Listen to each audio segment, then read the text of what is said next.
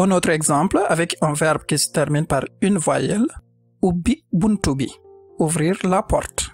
À la forme affirmative de l'accompli présent, la structure reste toujours verbe plus pronom sujet plus complément, ubbina buntu bi, j'ai ouvert la porte.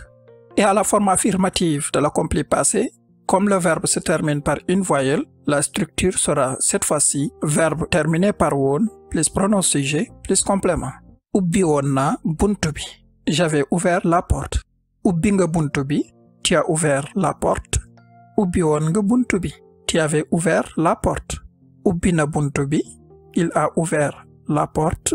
Ubbi wonna buntu bi, il avait ouvert la porte. Ubbi nanu buntu bi, nous avons ouvert la porte. Ubbi won nanu buntu bi, nous avions ouvert la porte. Ubbi ngeen buntu bi, vous avez ouvert la porte.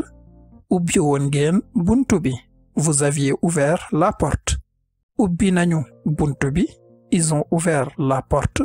Ubbi won nañu buntu bi, ils avaient ouvert la porte.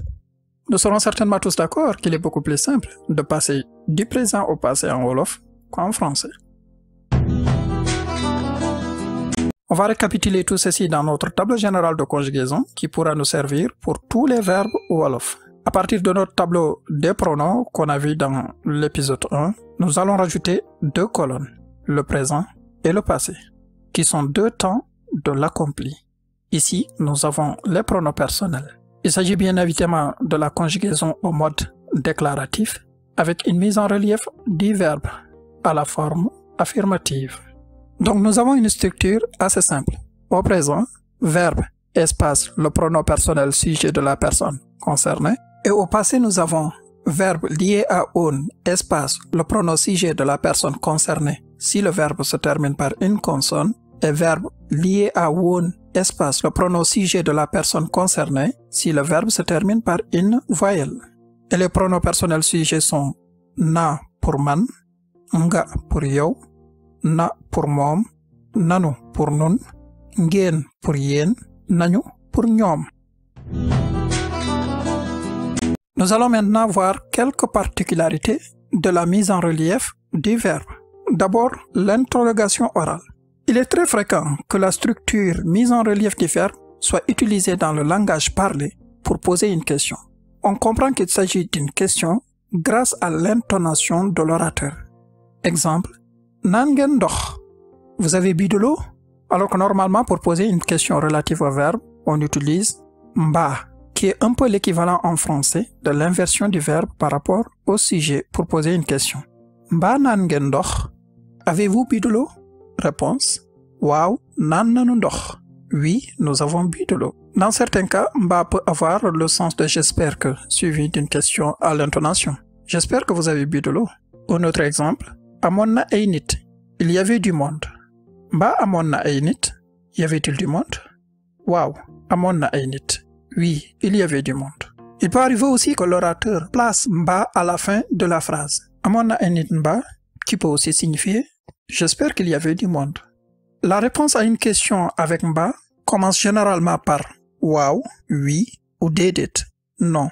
Vu qu'ici on étudie uniquement le cas affirmatif, donc on est obligé de tout le temps répondre par waaw. Une autre particularité à aborder est la présence d'un sujet réel dans la phrase. Il est aussi très fréquent que le sujet réel soit présent dans la phrase. Le pronom sujet garde quand même sa place dans cette phrase, contrairement au français par exemple, où le pronom sujet laisse la place au sujet. Exemple, Oumar lekk na ceeb bi. Oumar a mangé le riz. En traduction mot à mot, on aurait dit Oumar, il a mangé le riz. Oumar, le sujet réel étant à la troisième personne du singulier, on met alors un pronom sujet de la troisième personne du singulier na après le verbe. Notre exemple, xar yi naan nañu ndox. Les moutons ont bu de l'eau. Xar yi, troisième personne du pluriel, donc on met nañu, troisième personne du pluriel, après le verbe. Yow ak Sali demoon ngeen géej. Toi et Sali étiez allés à la mer ou à la plage. Yow ak Sali, deuxième personne du pluriel, donc il nous faut ngeen, deuxième personne du pluriel aussi, après le verbe. Voilà donc comment exprimer en wolof une action ou un état accompli au présent ou au passé en mettant en relief le verbe. C'est une structure très simple.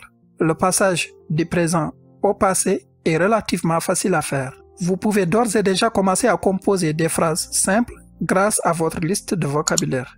J'attends de lire en commentaire vos propositions. Et n'oubliez pas de mettre un j'aime d'encouragement pour en quelque sorte dire à YouTube de suggérer nos vidéos à d'autres utilisateurs. Vous pouvez aussi la partager avec d'autres amis qui s'intéressent à cette belle langue.